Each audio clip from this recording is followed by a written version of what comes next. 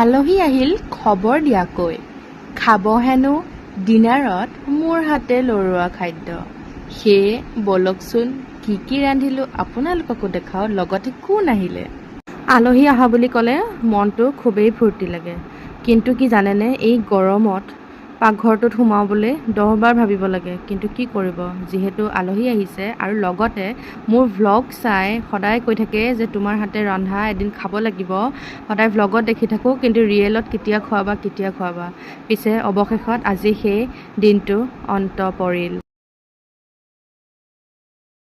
যেতিয়া মানুহবোৰে ভ্লগ চোৱাৰ পিছত যেতিয়া কৈ থাকে যে তোমাৰ হাতে ৰন্ধা খাব লাগে বা দেখি ইমান ভাল লাগে, তোমাৰ কথা কোৱা ষ্টাইলটো বহুত ভাল লাগে, এনেকৈ বনাই যাবা, সঁচাকৈ বহুত সাহস পাওঁ মনত, যাতে এনেকৈ অনাগত দিনবোৰত আপোনালোকৰ বাবে ভিডিঅ' বনাই থাকিব পাৰোঁ। আপোনালোকেও আশীৰ্বাদ কৰি থাকিব।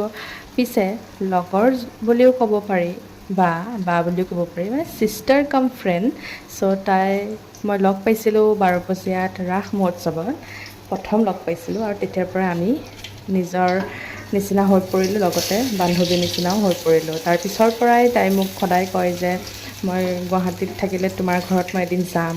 সেয়ে অৱশেষত তাইৰো সময় হ'ল আৰু মোৰো সময় মিলিলে, সেয়ে তাই মোক ফোন কৰিছে যে তোমালোকৰ ঘৰলৈ মই যাম। আজি তাইৰ মোৰ ঘৰলৈ অহা দিনটো ধাৰ্য কৰা হ'ল আৰু এয়া দেখিছেনে, মই বনাই আছোঁ গাৰ্লিক চিকেন। আৰু এই ৰেচিপিটো তাইয়ে মোক কৈছিলে যে গাৰ্লিক চিকেন খাব লাগিব তোমাৰ হাতেৰে। তাৰপিছতে মই গ'লোঁ তাইক আনিবলৈ লাচিত নগৰ বাছ ষ্টেণ্ডৰ পৰা। তাৰপিছত এতিয়া বাৰু নেদেখাওঁ দেই, কোন হয় পিছত দেখিব। তাৰপিছতে ঘৰলৈ আহি আকৌ ৰন্ধাত লাগি গ'লোঁ। এইফালে মই ৰান্ধিবলৈ লৈছোঁ আজি 1 pot ৰাইচ। একেবাৰে সহজ উপায়েৰে ৰন্ধা এটি ৰেচিপি আৰু খুব কম সময়ৰ ভিতৰতে আপোনালোকে ৰান্ধিব পাৰিব। আৰু এইফালে আজিৰ স্পেচিয়েল গেষ্ট, লগতে স্পেচিয়েল ডিনাৰ থালি।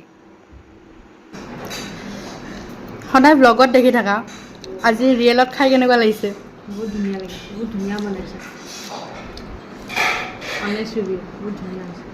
শুনিলেই নহয়, পিছে এইগৰাকী হৈছে সেই বান্ধৱীগৰাকী। আজিলৈ আহিছোঁ, বাই বাই।